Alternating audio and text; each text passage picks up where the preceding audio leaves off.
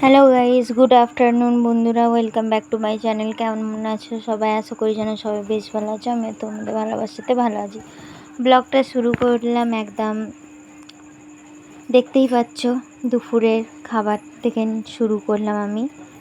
তো আজকে তার আগে তোমাদের সামনে আসাই হয়নি গাইস, দেখতেই পাচ্ছ 2-3 দিন ধরে চুলোতে রান্না করছি, তার জন্য সময় পাচ্ছি না যে একটু আগে আসছি, ঠিক আছে।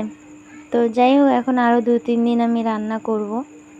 তো একচোটে খেতে খেতে তোমাদের সামনে এলাম। মারিয়াম মায়েরা ওপরে বসে রয়েছে আর আমি নিচে বসে খাচ্ছি। ভাবছো হয়তো তোমাদের দাদাভাই কোথা? তোমাদের দাদাভাইয়ের আসতে আছে 4টে বাজবে, সেই জন্য ফোন করে বললো যে তুমি খেয়ে নাও, আমার আসতে 4টে বাজবে। তো তাই আমি খেতে বসে পড়েছিলাম। এখন বাজছিল 1:45, ঠিক আছে। 1:45-র সময় আমি খেতে বসে পড়েছিলাম। আমার ভাবছো আমি বাটি করে কি খাচ্ছি? এটা খাচ্ছি হচ্ছে টক ডাল খাচ্ছি। চাচি রান্না করেছিল টক ডাল, তো চাচি দিল আর আমাকে বললো তুমি কি রান্না করেছো? আমি বললাম আমি রান্না করেছি পটল আলুর তরকারি। বললো দিয়ে যাও একটু, তো ওই বাটি করে দিয়ে পাঠিয়েছিলাম। তো বললো, আমাকে জিজ্ঞাসা করলো টক ডাল খাবো? আমি বলছি হ্যাঁ খাবো, দিয়ে দাও, একটু অল্প করে দেবে, কেন শুধু আমি ছাড়া তো আর কেউ খায় না। বললো ঠিক আছে।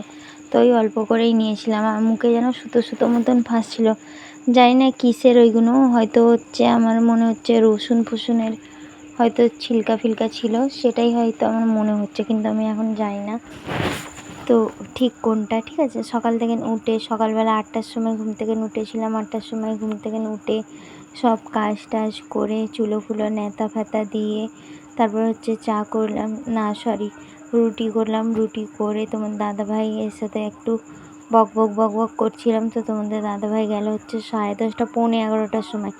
তখন আমি গিয়ে 11:30 থেকে আমি কাজ করতে বসলাম। তো 12টা বেজে গেল। তারপর 12টার সময় এসে আঁচ ধরালাম, আঁচের চুলো, ঠিক আছে।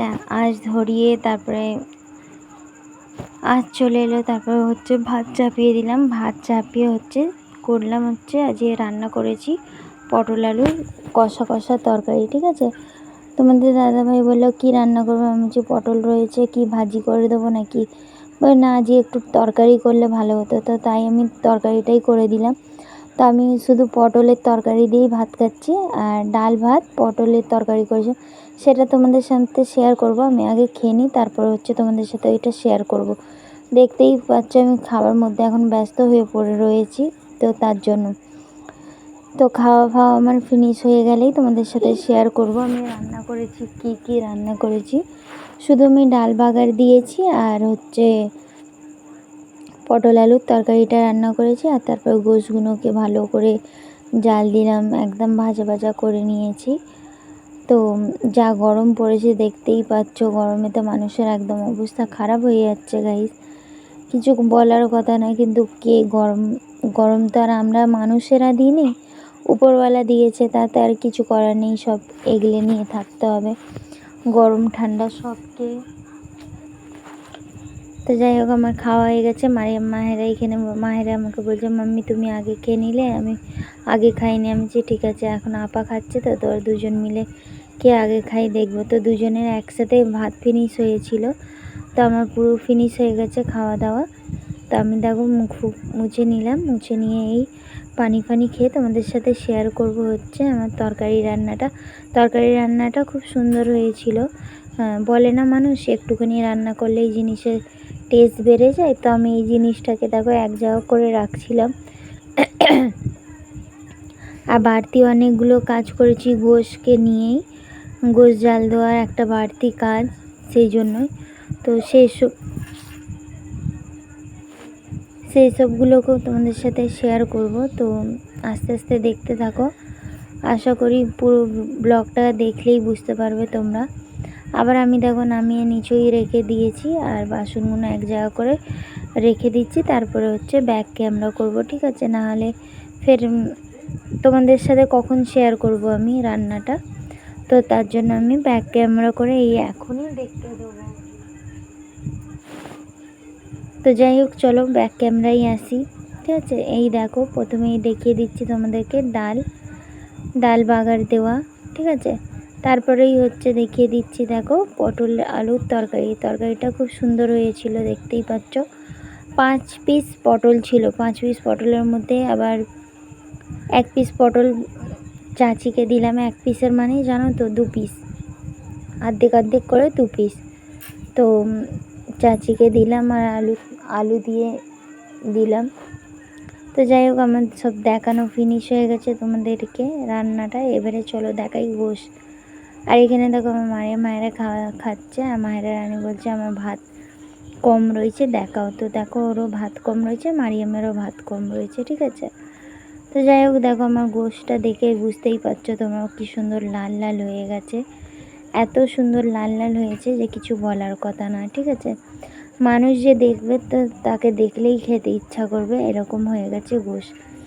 আর এখানে দেখো হাড় দেখতে দেখতে একটা খেতে ইচ্ছা করলো, তাই জন্য একটা হাড় নিয়ে নিলাম। এই হাড়টা কেন, আমি শুধু এখন ভাত খেয়েছিলাম, শুধু ভাত আর তরকারি দিয়ে, আমি মাংস গোশ ফোশ কিছুই নিইনি।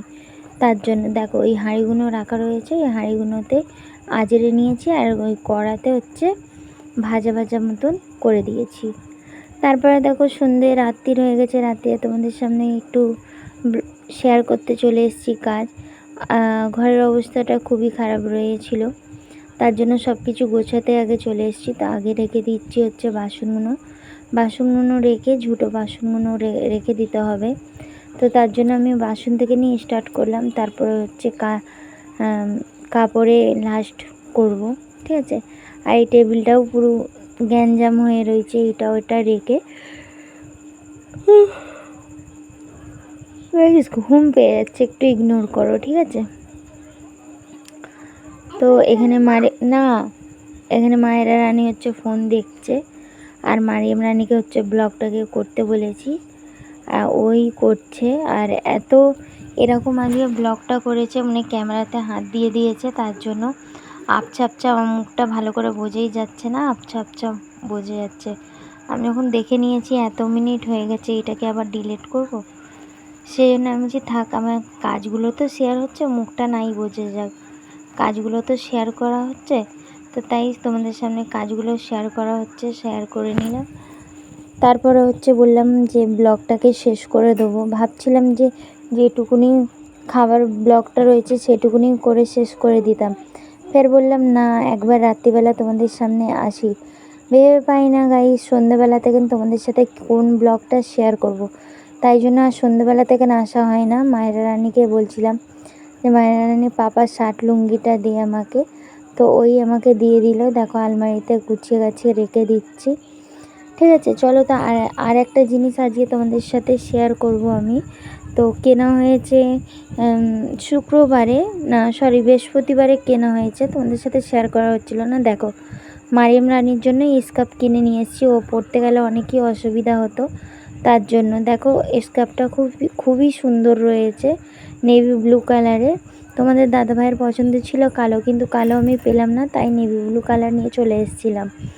তো যাই হোক, আমার এই ব্লগটা কেমন লাগলো আর আমার মেয়ের স্কার্ফটা কেমন লাগলো অবশ্যই জানিও। তো চলো আজকের মতন টাটা, এই পর্যন্তই।